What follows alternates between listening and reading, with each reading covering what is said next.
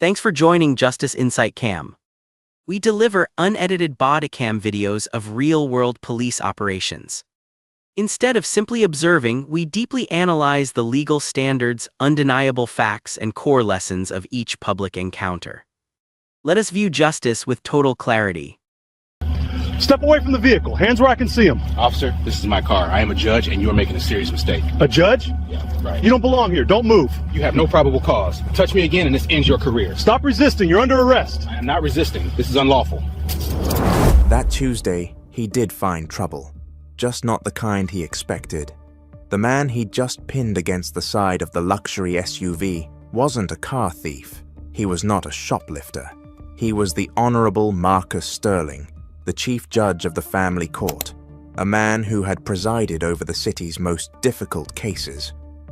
For 22 years, Sterling was 58, a cornerstone of the legal community who had spent 3 decades earning a name for fairness, intellect, and unshakable integrity. He wore a tailored Italian suit that cost more than Officer Braden's first car. He had just dropped his granddaughter's stroller into his trunk after dropping the child off with her parents, and he was heading to the courthouse to hear a motion on a high-profile custody case. But right now, none of that mattered. Right now, to Officer Braden, Marcus Sterling was just a black man with a nice car in a neighborhood where Braden didn't think he belonged. Before we get into the details of how this interaction destroyed a career and cost the city millions, where are you watching from? If you believe that justice should be blind, but law enforcement often isn't, hit that subscribe button. We need to shine a light on these stories because silence only protects the system, not the citizens. Officer Braden had a history that should have been a warning sign to anyone paying attention. In his 6 years with the department, he had accumulated 9 complaints. Most were for discourtesy or unnecessary roughness. He was the type of officer who escalated simple traffic stops into interrogations. He had been transferred twice, moving from precinct to precinct, his supervisors noting his high activity, but largely ignoring his lack of discretion. He was what the department called a hard charger, a euphemism for an officer who was aggressive but produced arrest numbers. He believed that respect was something you demanded with a badge, not something you earned with conduct. Marcus Sterling, on the other hand, was a man who lived by a code of absolute discipline. He had grown up in a time when a black man in the legal profession had to be twice as good to get half the credit. He had graduated top of his class from Georgetown Law, worked as a prosecutor for 10 years, and then ascended to the bench. He was known as the Hammer in family court, not because he was cruel, but because he was decisive. He didn't tolerate nonsense in his courtroom, and he certainly didn't tolerate foolishness in his personal life. He drove a 2024 Audi Q7 because he had earned it. He lived in the Kingswood district because he could afford it.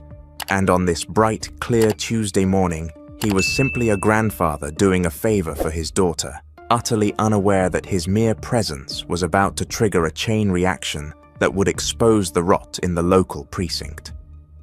The Kingswood district was the jewel of the city. It was an area of manicured lawns, high-end boutiques, and expensive cars. It was the kind of place where the police patrol was constant, not to fight crime, but to maintain an image of safety for the wealthy taxpayers. Officer Braden was on a proactive patrol, cruising slowly down Main Street, scanning the sidewalks. It was 10:15 a.m. The morning rush was over. The streets were relatively quiet, save for a few shoppers and business people. Braden's eyes were scanning for anything that disrupted the picture. He spotted the black Audi Q7 parked near a high-end baby boutique. It was a nice car, too. Nice. And then he saw the man. Marcus Sterling was standing at the rear of the vehicle, wrestling with the frame of a silver imported stroller. It was a complicated piece of equipment, the kind with hydraulic folds and aerospace-grade aluminum. Sterling was frowning, trying to get the wheels to collapse so it would fit in the trunk. To you or me, this looked like a grandfather struggling with modern baby technology. But to Officer Braden, watching from 50 yards away, the narrative was already written. I saw a black man in a high-end neighborhood struggling to load expensive merchandise into a luxury vehicle. In Braden's mind, the pieces clicked together with a sickening prejudice. The car was probably stolen, or at the very least, didn't belong to him. The stroller was likely snatched from the boutique just a few yards away. Why else would he be struggling with it? If it was his, he'd know how to fold it. He was moving too fast, looking around. Actually, Sterling was looking for the release button, which Braden interpreted as checking for witnesses. Braden never even ran the license plate. If he had, he would have seen the vehicle was registered to Marcus A. Sterling with a designation for judicial officer. He didn't even radio dispatch to see if any thefts had been reported. He simply decided that a crime was in progress. The bias wasn't a bug in his operating system. It was the feature. He pulled his cruiser up aggressively, blocking the Audi from behind, effectively trapping the Mads vehicle. He didn't turn on his lights, just the quick whoop-whoop of the siren to startle the suspect. Sterling paused, looking up from the stroller. He saw the police car blocking him. He didn't panic. He didn't run. He simply straightened his suit jacket, adjusted his glasses, and waited. He assumed the officer needed to get by or was answering a call nearby. He had no idea he was the target.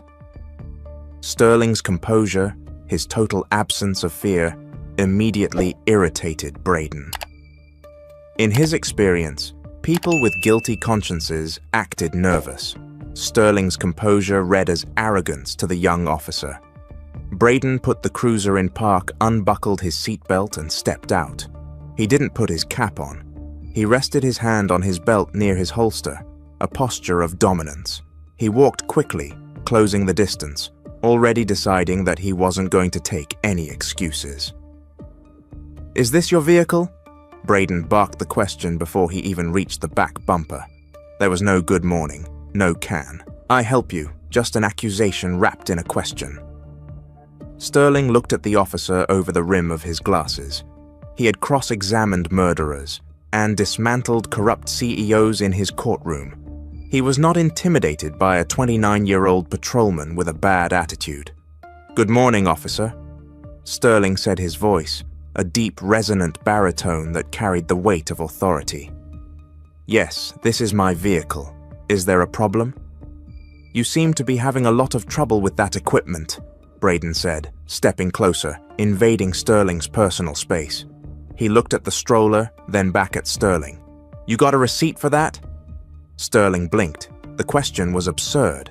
"A receipt, officer. This is my granddaughter's stroller. I am loading it into my car. I don't carry the receipt for a 2-year-old purchase in my pocket. Now, if you'll excuse me, I have to get to work." "I didn't say you could go anywhere," Braden snapped, moving to block Sterling's path to the driver's door. "We've had a lot of grab and run thefts in this area, high-end merchandise, and that looks like a brand new car. You got ID on you?" Sterling sighed a long, weary exhalation. He recognized what this was. He had seen it in the cases that came across his desk. He had heard about it from colleagues, but he had insulated himself with success and status, thinking he was immune. "Officer, my name is Marcus Sterling. My identification is in my front jacket pocket. I'm going to reach for it slowly. Don't reach for anything," Braden shouted, his hand dropping to the grip of his service weapon. I said, "Don't reach. Keep your hands where I can see them. I am trying to comply with your request for identification," Sterling said, his voice hardening. The judicial steel was starting to show. "You asked for ID. I am telling you where it is. I am a judge of the family court. If you run the plates on this vehicle, you will see that." "A judge, right?" Braden scoffed. He didn't believe it for a second. He saw the expensive suit and assumed it was part of the con. "And I'm the police commissioner. Step away from the car now. I am not stepping away from my property," Sterling said, standing his ground. "I have done nothing wrong. I am not being detained unless you can articulate a reasonable suspicion that a crime has been committed. Can you do that, officer? That was the point where it all broke. Braden hated jailhouse lawyers, people who used legal terms to try and confuse him. He felt his authority slipping. He felt the eyes of people on the sidewalk. He needed to reassert control. He needed to win. I told you to step away. Braden lunged forward, grabbing Sterling by the shoulder. Do not touch me, Sterling said, his voice dropping an octave. You are making a mistake that will end your career. Braden didn't listen. He spun the older man around. Sterling, caught off guard by the physical aggression, stumbled slightly. Braden used the momentum to slam him forward against the side of the Audi. The impact was loud. The metal of the car groaned. The stroller, which was half in and half out of the trunk, was knocked loose and crashed onto the asphalt, rolling into the gutter. You're under arrest, Braden yelled, pulling Sterling's arms behind his back. For what? Sterling demanded, wincing as his shoulder was wrenched upward. Loading my own car. This is assault, officer. You are assaulting a member of the judiciary, resisting arrest and disorderly conduct. Braden recited the catch-all charges he used whenever someone questioned him. He snapped the handcuffs on. He made them tight, deliberately tight. He wanted this man to feel who was in charge. A small crowd had gathered. A woman in yoga pants had her phone out.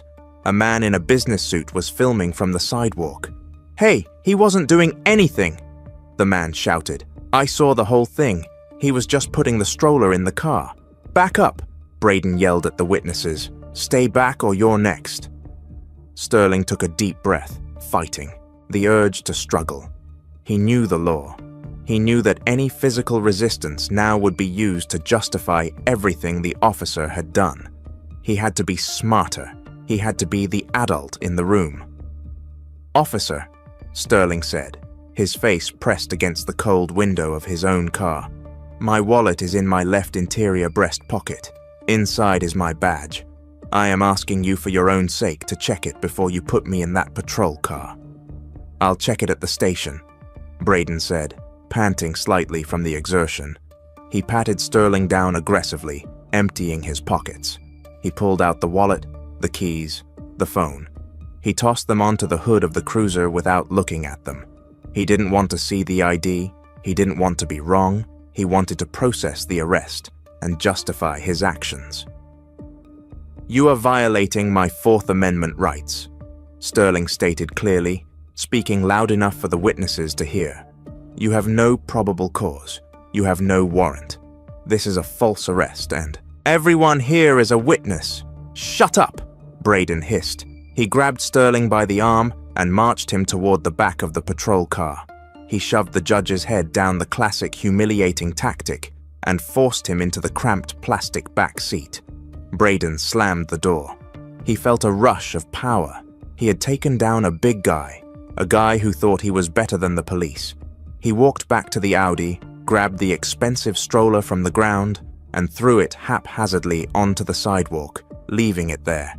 He wouldn't even do the courtesy of putting it in the car. He got into the driver's seat of his cruiser, ignoring the growing crowd of people filming him. Inside the cage, Marcus Sterling adjusted his position. The handcuffs were cutting into his wrists. His shoulder throbbed where he had hit the car, but his mind was razor sharp. He was no longer a grandfather. He was a prosecutor again. He was building his case. He noted the time on the dashboard clock, 10:22 a.m.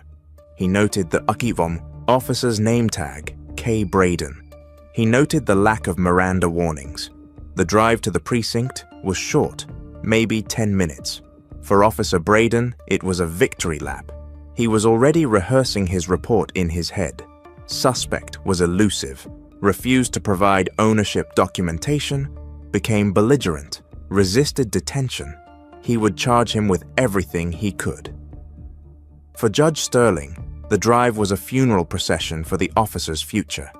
He sat in silence, staring at the back of Braden's head.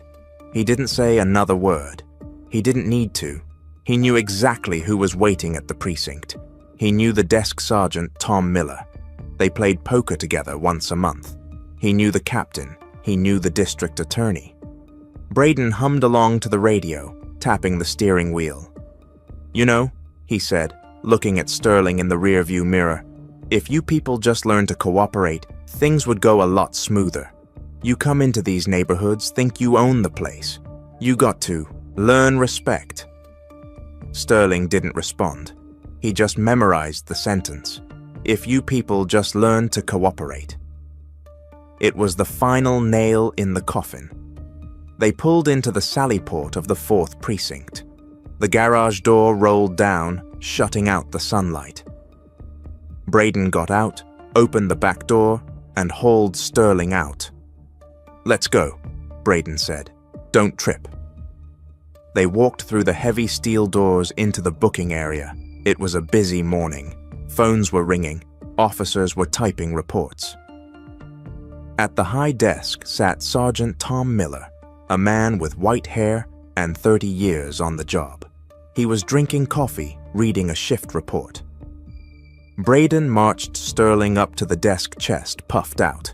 1 under for resisting disorderly and suspicion of grand larceny. Braden announced loudly. Guy wouldn't identify, fought me at the scene. Sergeant Miller didn't look up immediately. "All right, Braden, put his property on the counter." Braden dumped the wallet, the keys, and the phone onto the counter. Then he pushed Sterling forward. "Here's the suspect," Braden said. Sergeant Miller looked up. The entire precinct fell silent. Miller's eyes went wide. He dropped his pen. He stood up so fast his chair rolled backward and hit the wall. "Judge Sterling!" Miller gasped. Officer Braden froze. He looked at the sergeant, then at the man in handcuffs. "Judge," Braden stammered. "Sarge, this guy ain't a judge. He's a shut your mouth, Braden." Miller roared. The sound echoed off the concrete walls. Miller ran around the desk. "My God, Marcus," Judge Sterling. "I don't." "Hello, Tom," Sterling said calmly. "I believe your officer has made a significant error." Miller was fumbling for his keys. "Get these cuffs off him now." "Braden, give me the key." Braden stood there paralyzed. His brain couldn't process the information. The man in the suit, the arrogance. It wasn't arrogance, it was authority. But Sarge, he resisted. He wouldn't give me the damn key. Miller snatched the key from Braden's belt and unlocked the cuffs himself. Sterling rubbed his wrists. There were deep red indentations in his skin. He adjusted his suit jacket, then reached for his wallet on the counter. He opened it and placed his gold judicial badge on the desk. It clinked loudly. Officer Braden refused to look at this. Sterling said, his voice echoing in the silent room. "He refused to run my plates. He refused to listen. He told me that my people need to learn respect." Miller turned to Braden. The sergeant's face was purple with rage. "You arrested the chief judge of the family court for loading his own car. I thought it was stolen," Braden whispered. He looked small now. The warrior cop was gone. He was just a young man who had just realized he had destroyed his own life. "Captain, get the captain down here now," Miller shouted to a corporal nearby. Captain Reynolds appeared within 2 minutes. When he saw Judge Sterling rubbing his wrists and Officer Braden standing pale and shaking in the corner, he knew exactly what had happened. "Judge Sterling," Reynolds said, extending a hand, then pulling it back when he realized how inappropriate it might seem. I cannot apologize enough. Are you injured? Do you need a medic?" "I don't want a medic, Captain," Sterling said. "I want to file a formal complaint right now. I am not leaving this lobby until it is logged." "Of course," Reynolds said. "Whatever you need, and I want my granddaughter's stroller retrieved," Sterling said, looking directly at Braden. "Officer Braden left it on the sidewalk on Main Street. I assume it is still there unless someone has actually stolen it while he was busy arresting a judge." "Braden," the captain said, his voice like ice, Give me your badge and your gun. Captain, I badge, gun now. Braden's hands shook as he unholstered his weapon and placed it on the counter.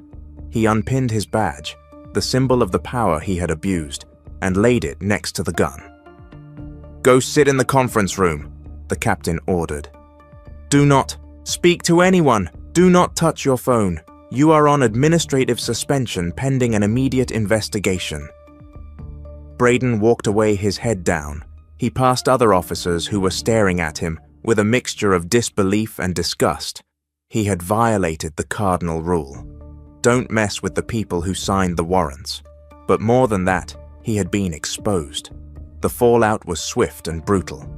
By noon, the bystander's video had already landed on social media. Cop arrests innocent black man for loading stroller. It had 50,000 views in an hour. By 2:00 p.m., it was on the national news. But the real story wasn't just the arrest, it was who he had arrested. When the press found out it was Judge Marcus Sterling, the city exploded. The mayor gave a press conference at 4:00 p.m., apologizing to the judge and promising a complete overhaul of police training. Officer Braden was fired 3 weeks later. The internal investigation was a formality. The dash cam video, the Bodycam video, which Braden had turned on late, but still caught the interaction, and the bystander video painted a damning picture of racial profiling and incompetence. Judge Sterling sued the city. He didn't do it for the money, though he won a $4.8 million settlement. He did it to force a consent decree. Part of the settlement required the department to track and analyze all suspicion-based stops. It required officers to articulate specific criminal activity before detaining anyone. It ended the qualified immunity defense for officers in the city who violated clear constitutional rights. 2 years later, Marcus Sterling sat in his study. The money from the settlement had gone into a legal defense fund for indigent defendants. He was retired now. He spent his days with his granddaughter. He looked out the window at the rain falling on the street. He thought about that day often. He thought about how quickly his dignity had been stripped away. He thought about the handcuffs, and he thought about Officer Braden. He didn't hate the young man. He pied him. Braden had been a product of a system that taught him to fear and control rather than serve and protect. But mostly Sterling thought about the men who weren't judges, the men who didn't have gold badges in their pockets, the men who were thrown against cars and handcuffed and hauled away, and who didn't have a Sergeant Miller to recognize them at the desk.